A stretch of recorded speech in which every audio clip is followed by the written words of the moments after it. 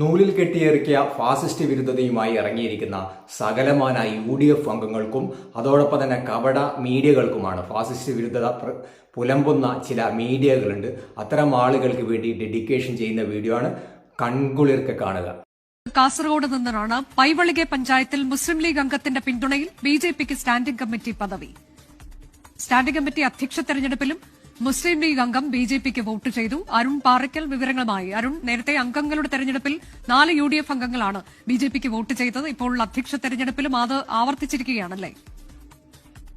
അനുജ, കാസർഗോഡ് വീണ്ടും മറ്റത്തൂർ മോഡൽ രൂപീകരിക്കപ്പെട്ടു എന്നുള്ളതാണ്. പൈവളിക പഞ്ചായത്തിലാണ് മുസ്ലിം ലീഗ് അംഗത്തിന്റെ പിന്തുണയിൽ BJPക്ക് സ്റ്റാൻഡിംഗ് കമ്മിറ്റി അധ്യക്ഷ പദം കൂടി ലഭിച്ചിരിക്കുന്നത്.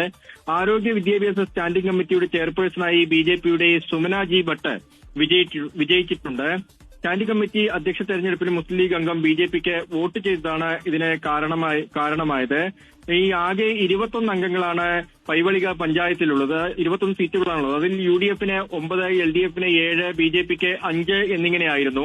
പക്ഷേ നേരത്തെ BJP അംഗങ്ങളെ 4 UDF അംഗങ്ങൾ പിന്തുണയ്ക്കുന്ന ഒരു സാഹചര്യം ഉണ്ടായിരുന്നു. അത് വലിയ വിവാദങ്ങൾക്ക് ഇടവരുത്തിയിരുന്നു. മുസ്ലിം ലീഗിന്റെ ജില്ലാ നേതൃത്വവും BJPയുടെ ജില്ലാ നേതൃത്വവും ഇതിൽ കൃത്യമായൊരു നിലപാട് അറിയിക്കുകയും ചെയ്തില്ല. ഇതിന് പിന്നാലെയാണ് ഇന്നിപ്പോൾ ആരോഗ്യ വിദ്യാഭ്യാസ സ്റ്റാൻഡിംഗ് കമ്മിറ്റിയുടെ ചെയർപേഴ്സണെ തെരഞ്ഞെടുത്തത്. ആ തെരഞ്ഞെടുപ്പിലാണ് BJPയുടെ സുമന ജി ഭട്ടിനെ മുസ്ലിം ലീഗിന്റെ അംഗം പിന്തുണച്ചത്. ഇപ്പോൾ ആരോഗ്യ വിദ്യാഭ്യാസ സ്റ്റാൻഡിംഗ് കമ്മിറ്റി ചെയർപേഴ്സണായി BJPയുടെ സുമന ജി ഭട്ട് വിജയിച്ചിട്ടുണ്ട്. അനുജ, കേട്ടില്ലേ?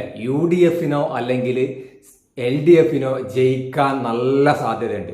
3ാം സ്ഥാനത്തുള്ള BJPയെ വളരെ ശ്രമകരമായി കഷ്ടപ്പെട്ട് ബുദ്ധിമുട്ടി തെണ്ടിയാണ് സ്റ്റാൻഡിംഗ് കമ്മിറ്റി ചെയർമാനായി തിരഞ്ഞെടുക്കുന്നത്.